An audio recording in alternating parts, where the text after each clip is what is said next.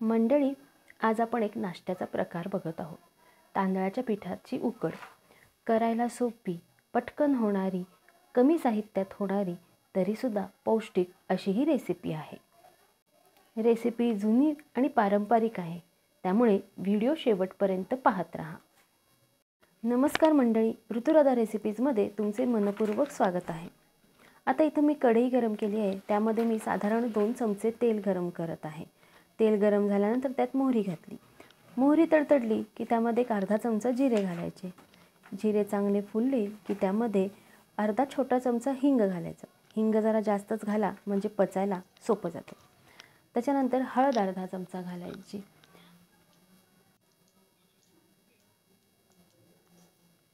आता यामध्ये कढीपत्ता घातलेला आहे। मस्त ताजा हिरवागार कढीपत्त्याची 5-6 पाने घातली आणि 2 हिरव्या मिरच्या बारीक चिरून घातल्या। आता मिरच्या तुम्ही तुमच्या आवडीनुसार कमी जास्त करू शकता। मिरच्या चांगल्या तळल्या गेल्या की ह्याच्यामध्ये मी 1 वाटी पाणी घातलं। पाण्याला चांगली उकळी आली की 1.5 वाटी ताक घालायचं आहे। आता हे ताक थोडं आंबटच असावं बरं का। आता इथं मी 1 वाटी तांदळाचं पीठ वापरणार आहे, त्यासाठी मी एकूण 2.5 वाटी पाणी आणि ताक घातलेलं आहे आणि तयार होणारे तांदळाची उकड 2 जणांना पुरेशी होते।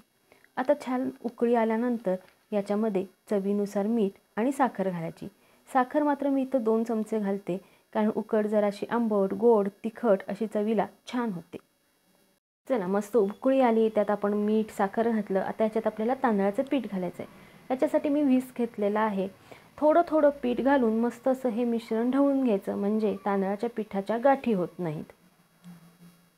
बघा, एकदम पीठ घालू नका बरं का, थोडं थोडंसं पीठ घाला आणि छान मिश्रण ढवळून घ्या, म्हणजे पिठाच्या गाठी होत नाहीत। तर जर तुम्हाला लसूण आवडत असेल ना, तर फोडणीत 1-2-4 लसणाच्या पाकळ्या ठेचून घालू शकता बरं का, त्यानं सुद्धा चव छान येते।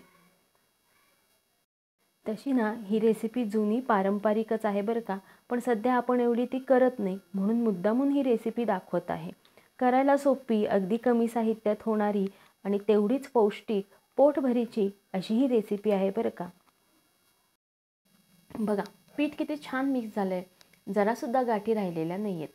आता काय करायचं, वरून साजूक तूप सोडायचं आहे बरं का। साधारण 1 ते 1.5 मोठा चमचा साजूक तूप ह्याला वरून सोडायचे आहे आणि आता ह्याला एक छान दणदणीत वाफ घ्यायची। आता आपण हे झाकून ठेवून 1-2 मिनिटाकरता छान चांगली वाफ घेऊया। 2 मिनिटं झाली आहेत, गॅस मी मीडियम फ्लेमवर ठेवला होता आणि छान वाफ आलेली आहे। आपली ही तांदळाची उकड तयार आहे। आता याच्यावर मी थोडी बारीक चिरलेली ताजी कोथिंबीर घालते आणि पुन्हा एकदा मिश्रण मिक्स करून घेते। आपली सात्विक, पौष्टिक, पटकन होणारी अशी तांदळाची उकड तयार आहे।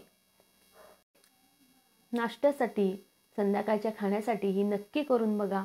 अगदी पटकन होते, कमी साहित्यात होते आणि तेवढीच चविष्ट होते।